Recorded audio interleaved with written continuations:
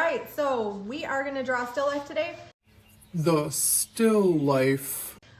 So the first thing we are going to be looking at is how all the objects relate to one another in according to how big they are and where they are. We're going to be looking a little bit at proportions, and we're going to try to place them on the paper where they should be. So the first thing I do when I draw a still life is I try to figure out which object I want to draw first. So generally I choose something that is in the front of the picture, and that is going to be the object I'm going to use to make my measurements for the whole rest of my drawing. So in this picture I am going to start with my cube, and then from there I will be drawing the entire still life before I start to add value, because I want to make sure that I have everything placed and the right size before I put a lot of work into adding value. Otherwise it's just going to be a lot of extra work that you are not going to want to have to go back and do.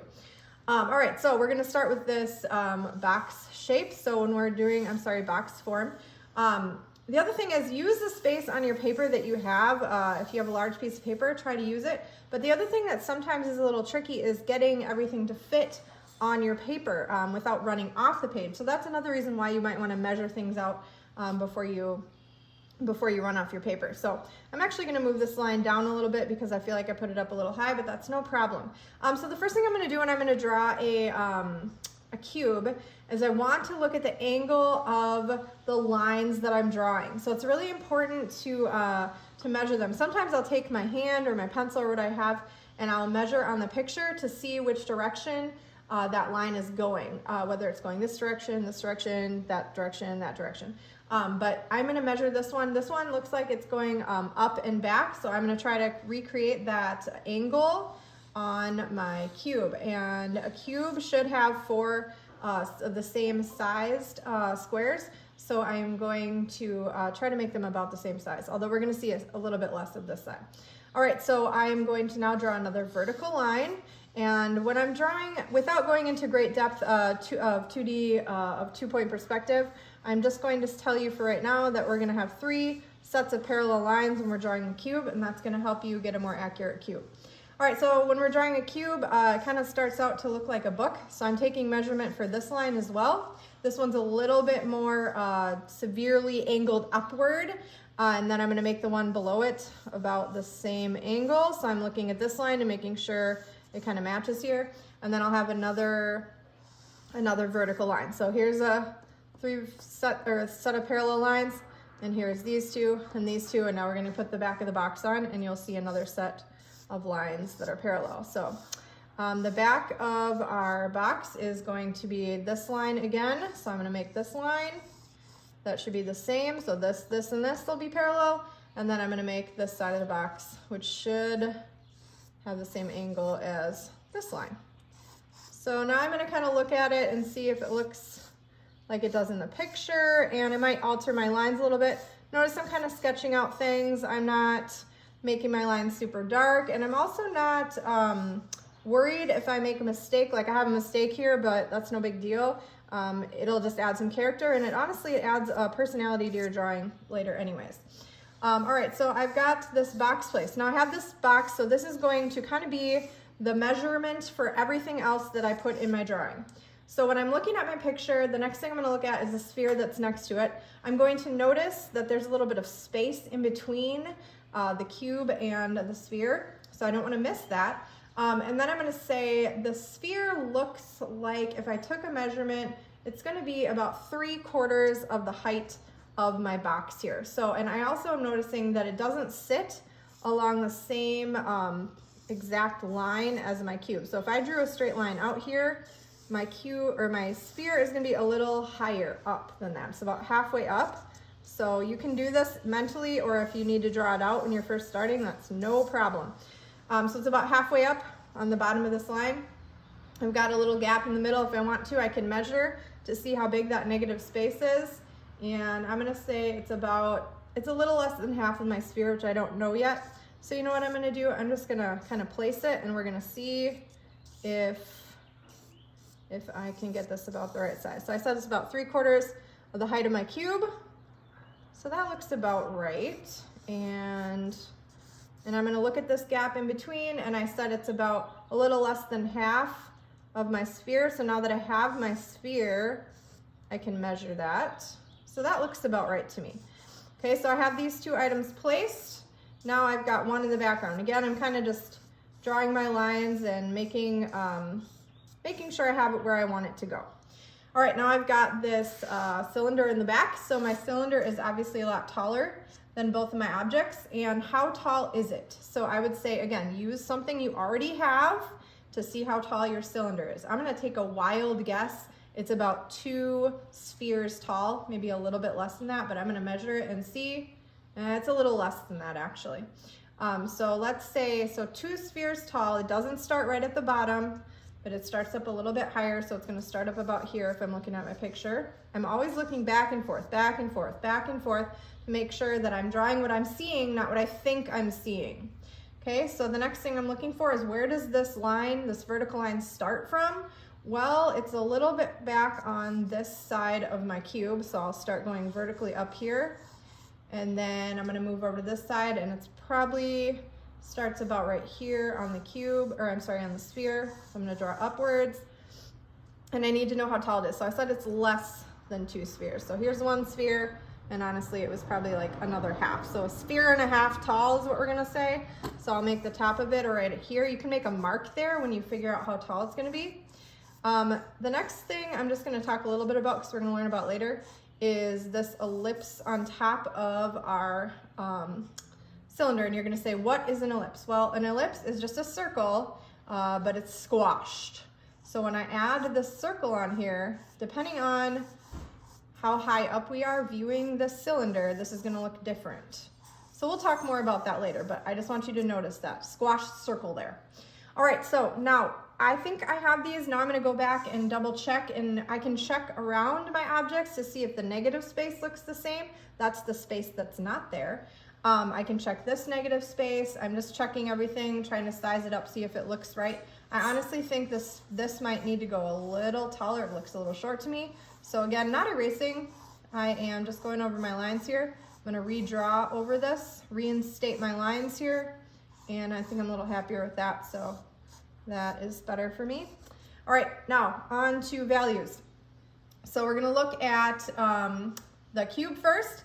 So you're gonna have 3 different values, and then we also have a shadow that's cast from the sphere here. But we're gonna have a darker value here, we're gonna have a mid value here, and we're gonna have a light value here. I'm gonna go ahead and draw this dark circle, or like a sphere shadow, we'll call it, that's gonna take up this little corner of my cube, so I don't forget about that. And then I'm gonna go ahead and I'm gonna make this, it's not super dark, but it is the darkest side. And remember, we're using cross hatching like we did before, so I'm adding these lines. And if you look closely, and you'll get better at this as you continue to draw, but you're looking for a gradient, there is a gradient on this side of your cube.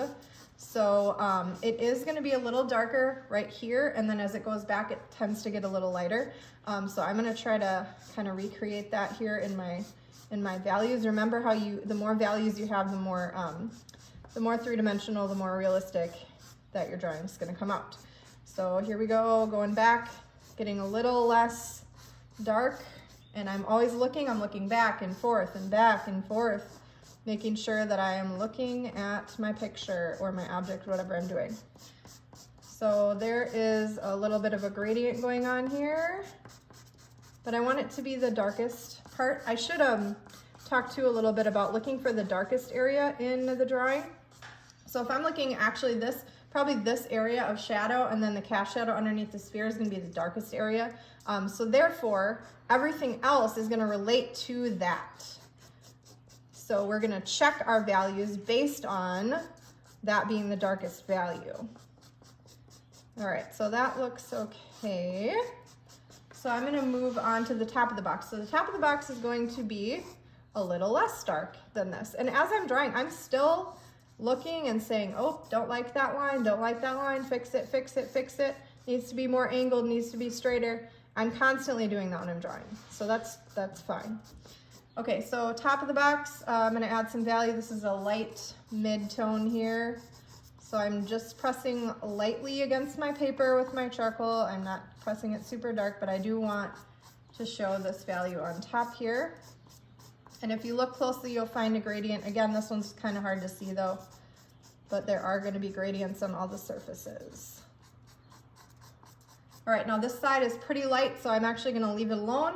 And this shadow needs to be darker than this. So when I go in here, I'm going to have to darken this up so it looks darker. And it's, again, you'll feel like I'm repeating myself here, but it's true. This is another gradient. It's darker on this corner and it gets a little lighter as we go back. So always be looking for those gradients. And this is where I'm starting to compare my values here. Is this shadow shape darker than this? Because it should be. If it's not, fix it.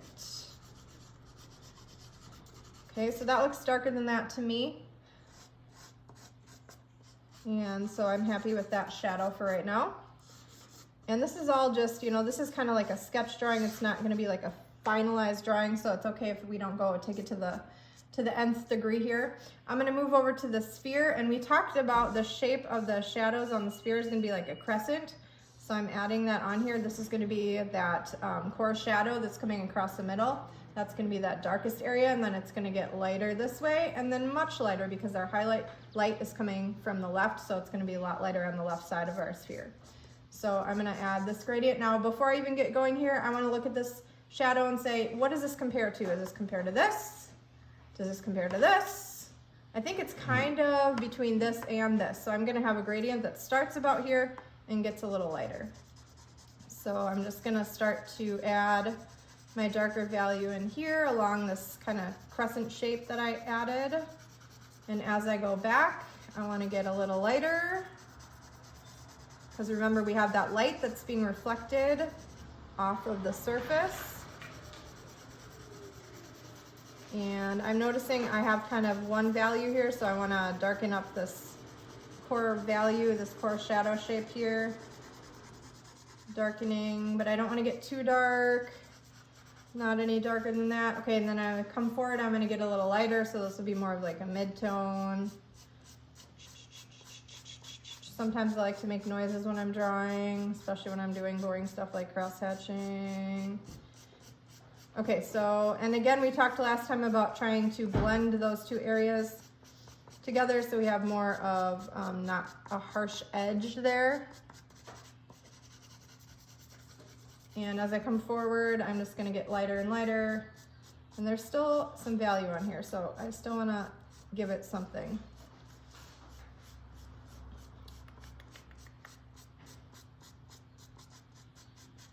And I can squint and check out my values, and I'll be doing some comparing through here as I'm drawing. And remember, the back edge of this is lighter, and that's happening, so I'm happy with that. Next, we're going to work on the cylinder. So I'll move up the shadow shape on the cylinder is going to be just like rectangles. So I'm going to see, I see this dark area here, and then it gets a little lighter back here, and it's going to get lighter as we go forward. That's going to give that illusion of it being a rounded shape there. So honestly, this little mistake I made earlier is going to get covered up right now anyways, so we're not even going to be able to see it. So don't worry about that at all. I don't use an eraser, and you don't need to either, because you'll just correct it as you go. Especially if you're adding value, you usually cover up those mistakes anyways. All right, so I'm going to compare this value. It looks pretty similar to this, maybe a little lighter. And you'll get better at judging those values as you keep practicing your drawing. All right, I'm gonna go back to create a gradient going backwards, darken this up, and then slight gradient coming forwards underneath this ellipse that's kind of hiding here. And it's much lighter on the front of this again because light we have coming from the left side, so.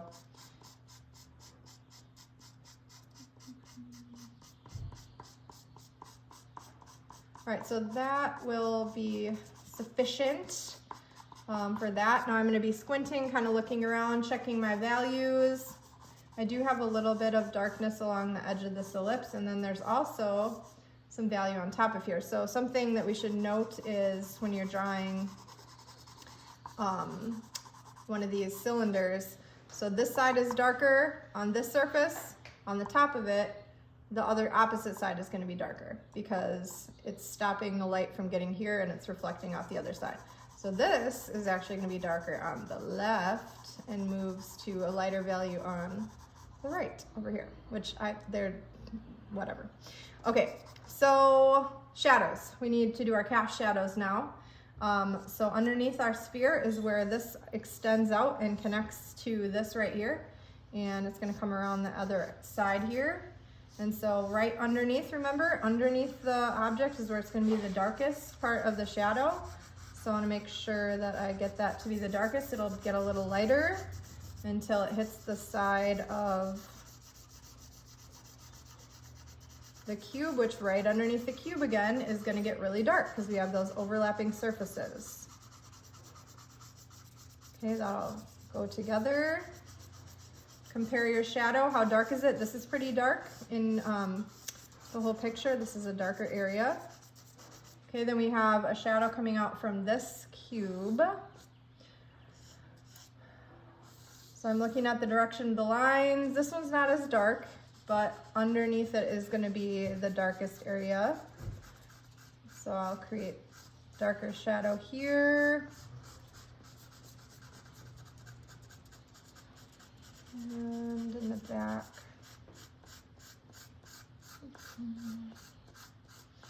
Now one thing I'm noticing is this and this looks so similar I can't even see the difference, so that means one of them should probably be lighter or darker, so I'm gonna make this a little bit more distinct here so it's a little, so I can see the difference. You don't want your object of your drawing and the background to run together unless that's what you're going for, but I'm not, so I want to be able to differentiate the two. So I'm changing it, and it's always okay to change your drawing. Don't ever think your drawing is done or set in stone. You always can change it. Like here, I'm still playing with this value on here, and I could go on and on with this. Okay, then the last thing I want to do, I just want to talk a little bit about adding a background. So it doesn't look like they're floating in space. I do want to just add a little bit of tone to kind of like the surface that they're sitting on. And sometimes I take my charcoal on its side and kind of create just something that so it doesn't look so out of place. Also try to be careful, like I just did right there. I got a little dark and I didn't mean to, but I don't want it to run into, I want my objects to stand apart. And then on the surface, I'm gonna create a different kind of value here, but it's gonna kind of just give me something so it's not floating. This is the tabletop. And we'll work more on background, but I think kind of dark here. Maybe I'll add that a little darker right there. And honestly, it looks really good when you have a contrast between lights and darks. So if you wanted to, maybe around this guy in the background, I'm gonna darken this up so I can see that contrast a little better.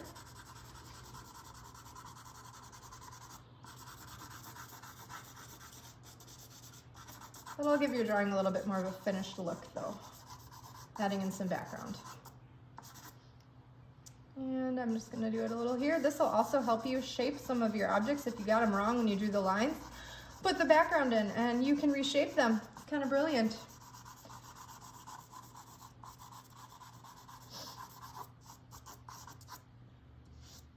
All right, I'm gonna say that's good enough for today, and then we'll learn more about some of these other concepts as we go forward.